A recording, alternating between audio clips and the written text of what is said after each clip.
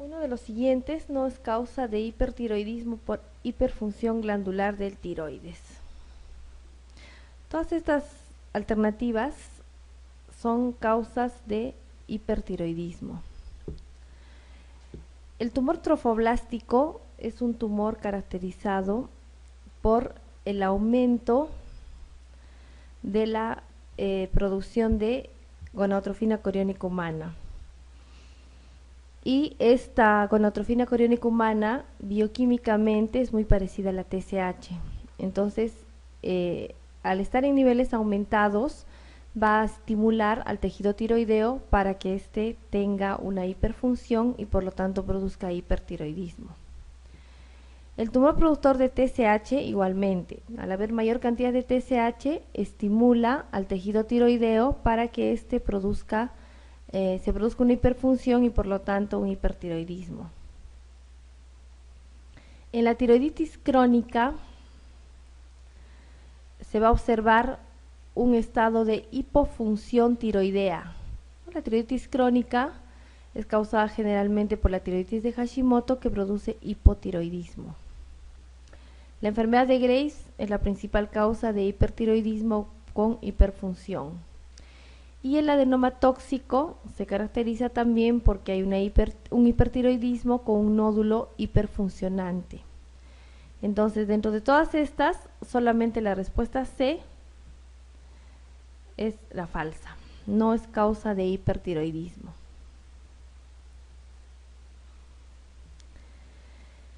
El bocio nodular tóxico o adenoma tóxico es una patología que se caracteriza por la presencia de un nódulo tiroideo único hiperfuncionante que causa hipertiroidismo. Este nódulo es más frecuente en las zonas donde existe bocio endémico, es decir, donde existe deficiencia de yodo. Es más frecuente en mujeres, no es una lesión premaligna y el tratamiento de elección es la terapia con yodo. Entonces, dentro de las respuestas que tenemos aquí, vamos a ver que es más frecuente en las zonas con deficiencia de yodo, es más frecuente en mujeres, no es una lesión premaligna y debe ser tratado con antitiroideos. Y se ha visto que la presencia de estos nódulos se va a agravar luego de que se inicia una campaña de yodación en las zonas deficientes de yodo. Entonces, siempre que se administra yodo en esta zona, sobre todo en la altura, a la población en general, hay que tener cuidado porque se agrava la presencia de estos nódulos.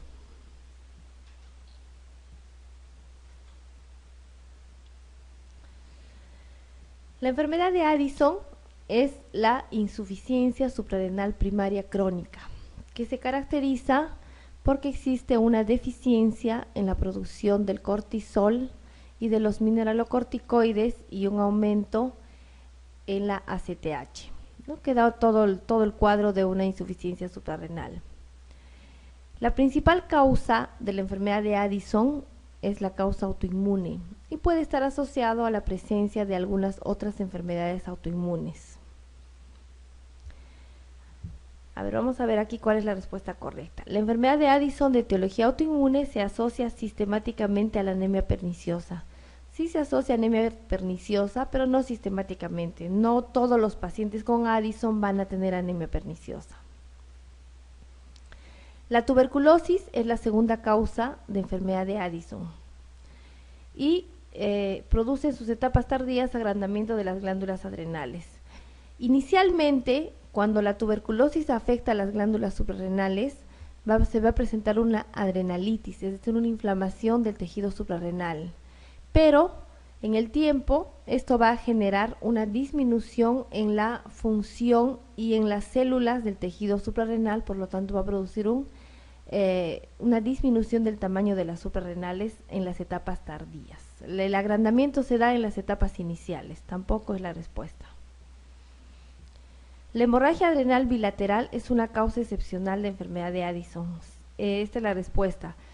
Este es el síndrome de Waterhouse-Friderichsen, que es una enfermedad muy rara que se caracteriza porque se presenta una hemorragia adrenal bilateral, generalmente por trombos de alguna infección, de alguna sepsis. La mayoría de autores la han relacionado con una meningocosemia. La presencia de calcificaciones en las glándulas suprarrenales es sugestivo de tuberculosis, no necesariamente. La enfermedad de Addison por metástasis en las glándulas suprarrenales es una situación frecuente. Cuando hay metástasis de algún tumor a distancia, puede ser, generalmente es a una glándula, no a las dos, y es muy raro. Entonces la respuesta es esta.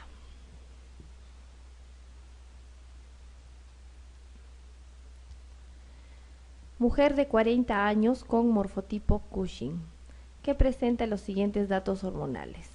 El cortisol libre urinario elevado, ACTH plasmática en 100, está elevada, ¿no? Los normales hasta 60. La prueba de supresión con 5 miligramos de dexametasona muestra que el cortisol plasmático en ayunas es 25, post dexametasona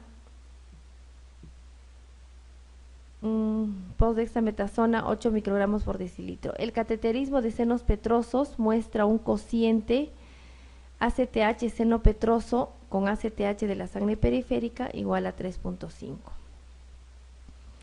Clínicamente, entonces, esta paciente tiene Cushing. Vemos que el cortisol libre urinario está elevado. Eso quiere decir que hay mayor cantidad de cortisol en la sangre. Luego, la ACTH también está elevada. Entonces, ahí tenemos ya un dato que hay un aumento de cortisol y un aumento de ACTH. La prueba de dexametasona es una prueba que se realiza para ver si los pacientes pueden suprimir o no los niveles de producción de cortisol. Normalmente, cuando a cualquier persona le administramos dexametasona, ¿cómo va a responder el organismo? Va a suprimir la producción de corticoides, porque si ya le estamos administrando un corticoide exógeno, entonces las suprarrenales ya no necesitan trabajar. Si nosotros tomamos dexametasona y mañana nos medimos el cortisol, vamos a ver que nuestro cortisol está bajo, está en 0. Justamente por este motivo, es una respuesta normal. En los pacientes que tienen un problema de Cushing, de la enfermedad de Cushing, es decir, un tumor productor de ACTH en la hipófisis, esta respuesta no se va a dar, es una respuesta negativa. Entonces aquí vemos que se le ha administrado dexametasona y se ha medido el cortisol y se ha observado que está elevado.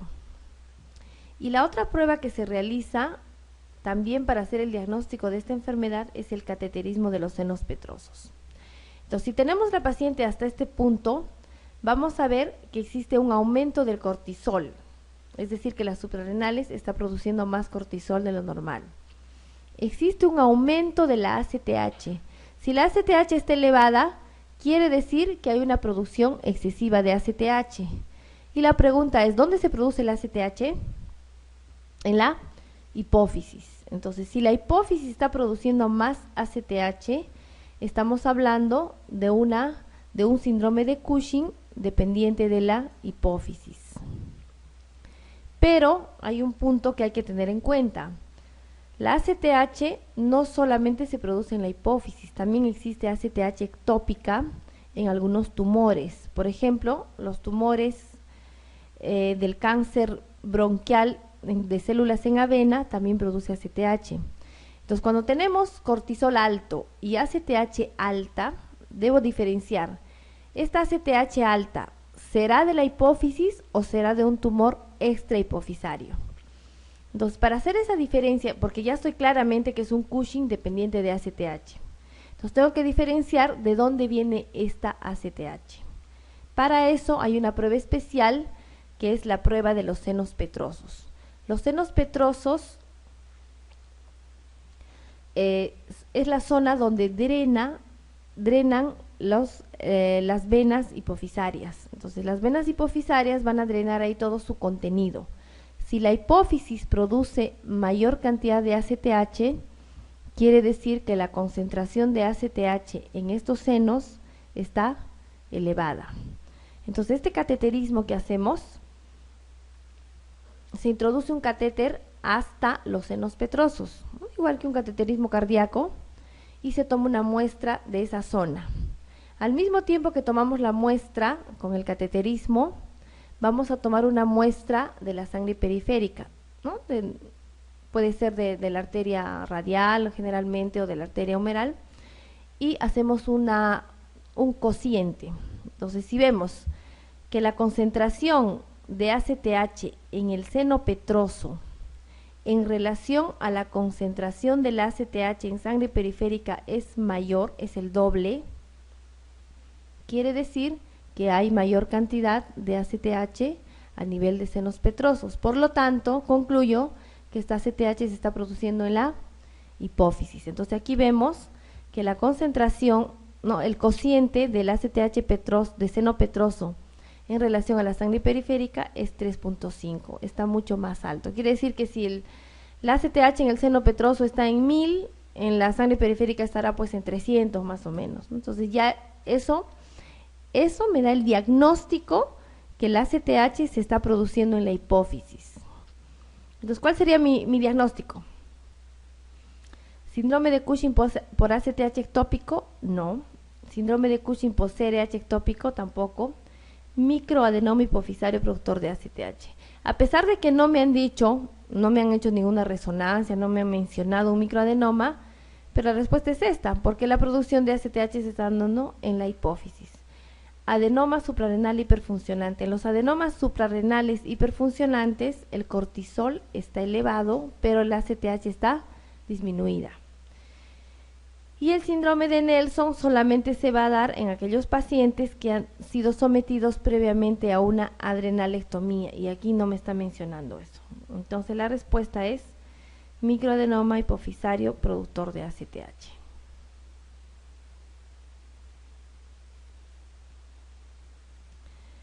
El síndrome de ovario poliquístico está muy relacionado con alteración en el metabolismo de los carbohidratos y de la insulina. Entonces, los trastornos menstruales que se dan en el síndrome de ovario poliquístico principalmente se deben a obesidad y resistencia a la insulina.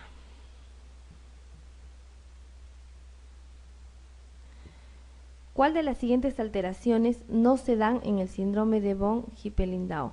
Este síndrome se caracteriza por la presencia de tumores y quistes en diferentes zonas del cuerpo.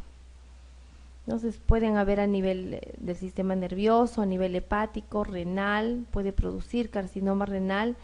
El feocromocitoma también es un tumor de la médula suprarrenal que produce catecolaminas, pero no está relacionado a la presencia de enfermedades autoinmunes.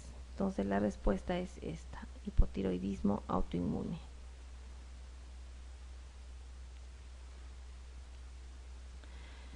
¿Cuál es la definición de intolerancia glucídica o tolerancia a la glucosa alterada? Los niveles normales de glucosa en ayunas debe ser entre 70 y 100. Cuando realizamos el test de tolerancia a la glucosa, que es muy fácil, se administra 75 gramos de glucosa y 2 horas después se vuelve a tomar una muestra. Normalmente el resultado debe estar fluctuando entre 70 y 140. Cuando está por encima de 140, estamos hablando que ahí existe una intolerancia a los carbohidratos, ¿no? El paciente ya no tiene la capacidad de regular los niveles elevados de glucosa.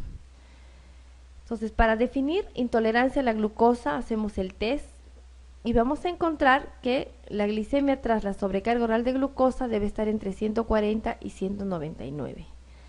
Si la glicemia está por encima de 200, ya no es intolerancia a los carbohidratos, es diabetes mellitus. Entonces esa es la diferencia. Actualmente la intolerancia a los carbohidratos se denomina también prediabetes.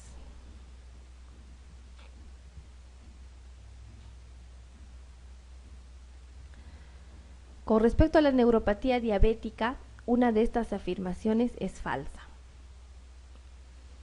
Entonces, la neuropatía diabética es una de las complicaciones crónicas más frecuentes y puede afectar a diferentes partes del sistema nervioso. La mononeuropatía craneal más frecuente es la afectación del séptimo par. Esta respuesta es falsa. Cuando se produce una mononeuropatía craneal, lo más frecuente es que afecte al tercer par. La afectación del tercer par craneal se suele conservar la motilidad pupilar, esto sí es verdadero. Una afectación frecuente es la presencia del síndrome del túnel carpiano, también es verdadero. El componente sensitivo es el más frecuente afectado en la polineuropatía diabética. Inicialmente los pacientes primero se quejan de alteración en la sensibilidad, nos refieren dolor en las extremidades inferiores. Y más tarde, que es la parte motora, que viene a ser ya la amiotrofia, que son extremos de la neuropatía, entonces se afecta el componente motor. La amiotrofia diabética puede acompañarse de un cuadro de caquesia, eso también es cierto. Esta es ya una complicación muy severa de la diabetes.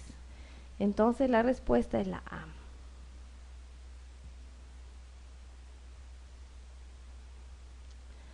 ¿Cuál de las siguientes hormonas no es una glucoproteína? Las hormonas de la hipófisis, que son de la adenohipófisis, son 6, se clasifican de acuerdo a su composición. Tenemos las glucoproteínas, que son 3, la TSH, la FSH y la LH.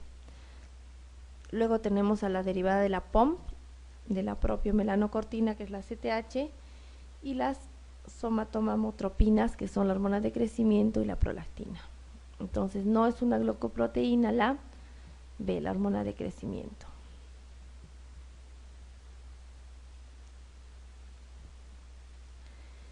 ¿Qué estímulos utilizaría para medir la reserva hipofisaria de prolactina? Normalmente la prolactina suele estar inhibida por la dopamina y solamente es estimulada en ciertas situaciones especiales. El principal estímulo es la falta de dopamina. No hay dopamina, entonces la prolactina aumenta. Pero fisiológicamente la TRH, que sabemos que es el péptido estimulador de la secreción de TSH, también va a estimular a la secreción de prolactina. Entonces, si queremos medir presencia de prolactina o reserva hipofisaria de prolactina, le administramos al paciente TRH para que pueda estimular a la prolactina.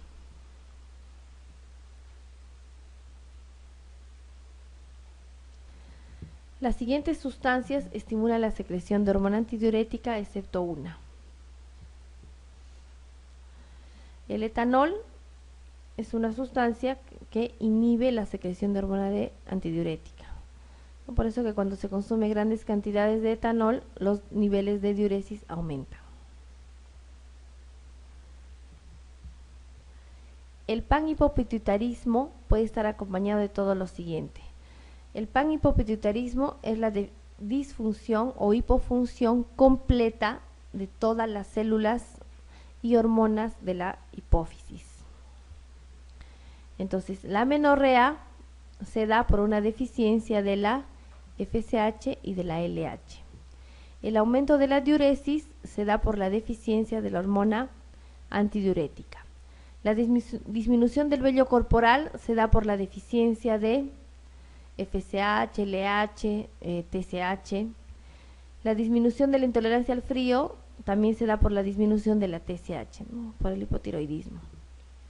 La diabetes mellitus no tiene ninguna relación con la función de la hipófisis.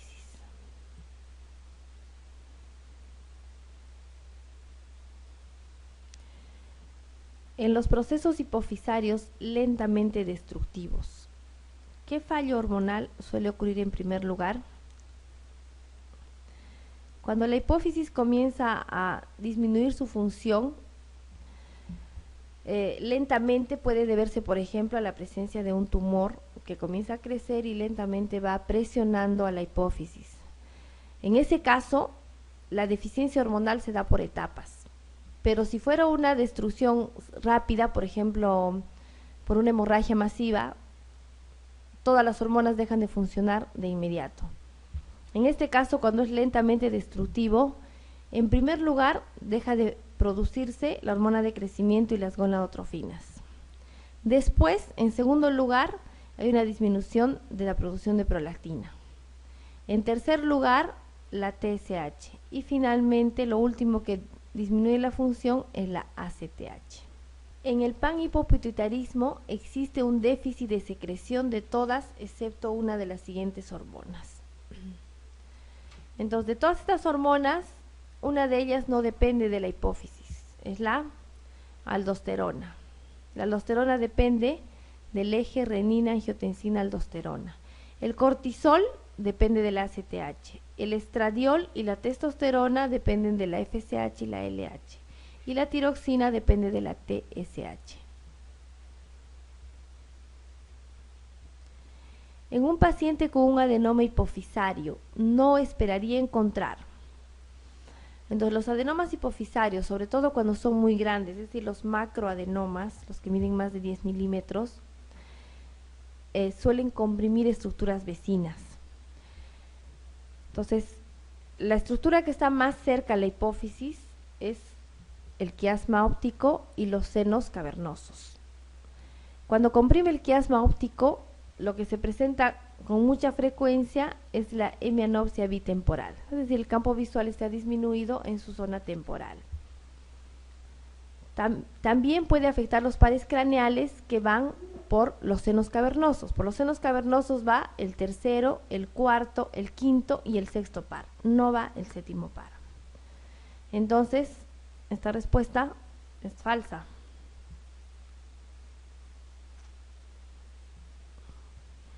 También puede producir cefalea por efecto de masa, comprime las meninges y producen cefalea.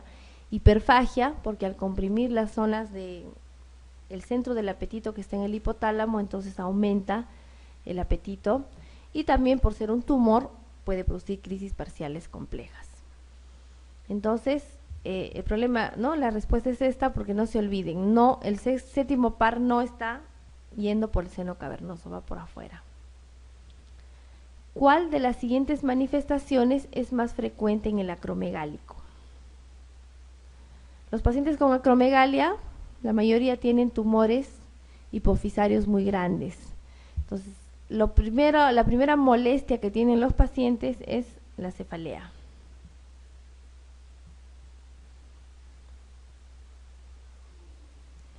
En la acromegalia es frecuente observar. En cuanto al metabolismo del calcio y del fósforo, en la acromegalia se ha visto que el aumento de la hormona de crecimiento estimula la reabsorción de fosfato a nivel de los túbulos renales. Entonces esto hace que los niveles de fosfato se encuentren elevados en la sangre.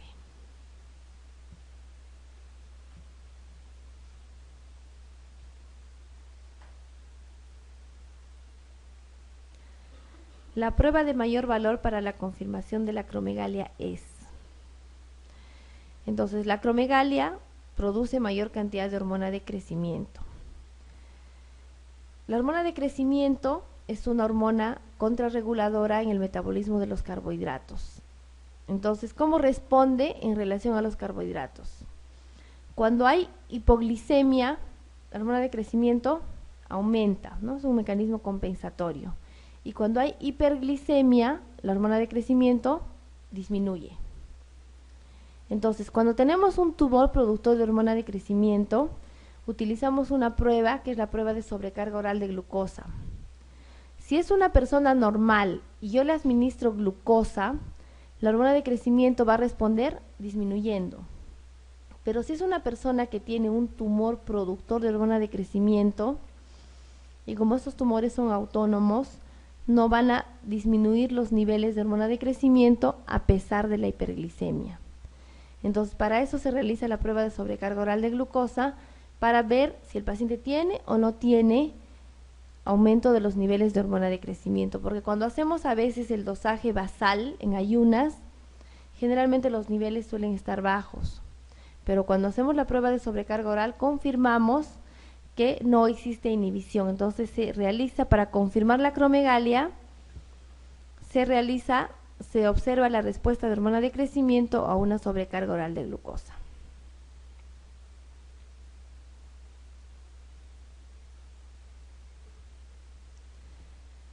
El hipogonadismo presente en la hiperprolactinemia probablemente se debe a la hiperprolactinemia. Siempre va a estar relacionado con hipogonadismo. En las mujeres va a producir amenorrea, oligomenorrea, galactorrea, infertilidad. En los varones va a producir disfunción eréctil e impotencia. Entonces, esto se debe porque prolactina en exceso va a disminuir la producción de la FSH y la LH. Entonces la respuesta es una inhibición de la secreción de las gonadotrofinas hipofisarias.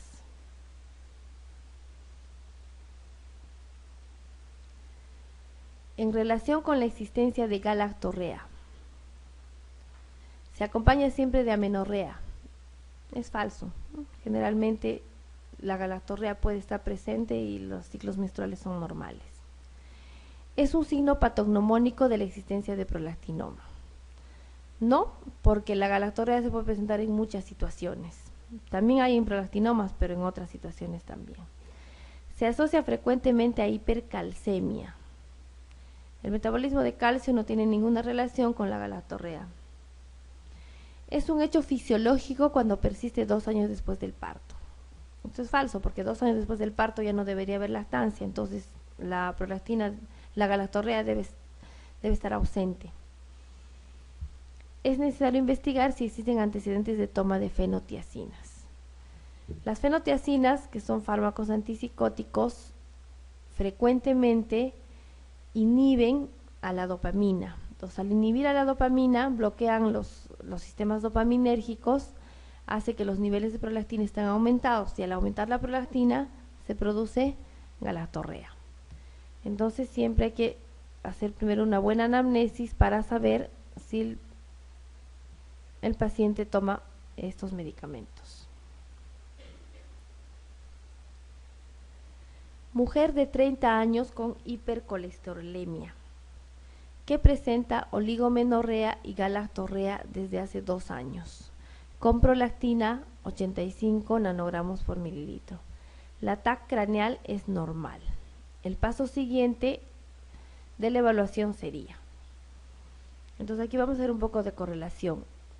Causas de hipercolesterolemia. La principal causa son malos hábitos alimenticios, pero también existen otras causas, algunas enfermedades o algunos fármacos que podrían producir un aumento de los niveles de colesterol.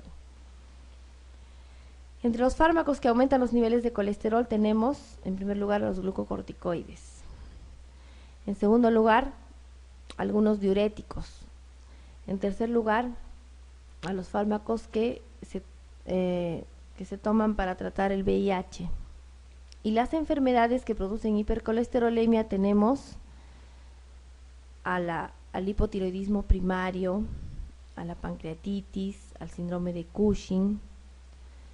Entonces, ¿qué más tenemos aquí? Oligomenorrea y galactorrea. Esta oligomenorrea y galactorrea está asociado con el aumento de prolactina. ¿En qué situaciones aumenta la prolactina? Aparte del tumor hipofisario, que ya hemos visto que está negativo, no hay tumor. La prolactina principalmente puede aumentar en el hipotiroidismo primario.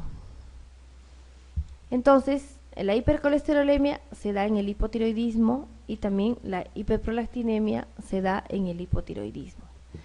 Entonces, hay que evaluar la posibilidad de un hipotiroidismo. Entonces, ¿qué es lo que vamos a hacer ahora? Es hacer pruebas de función tiroidea.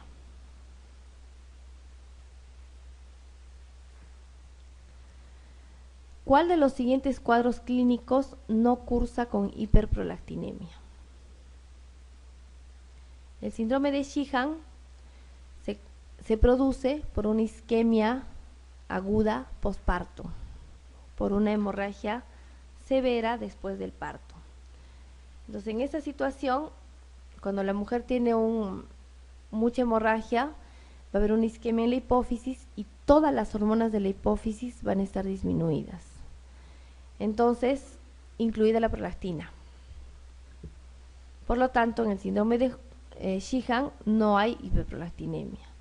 En el síndrome de ovario poliquístico aumenta la prolactina, también cuando se hace tratamiento con estrógenos. La sarcoidosis hipotalámica es una enfermedad rara, pero que se caracteriza porque produce un aumento de los niveles de prolactina, y el hipotiroidismo primario, y hemos visto que también produce hiperprolactinemia. Entonces la respuesta es el síndrome de Sheehan. Ahí está disminuida no solo la prolactina, sino todas las hormonas de la hipófisis. El síndrome de Nelson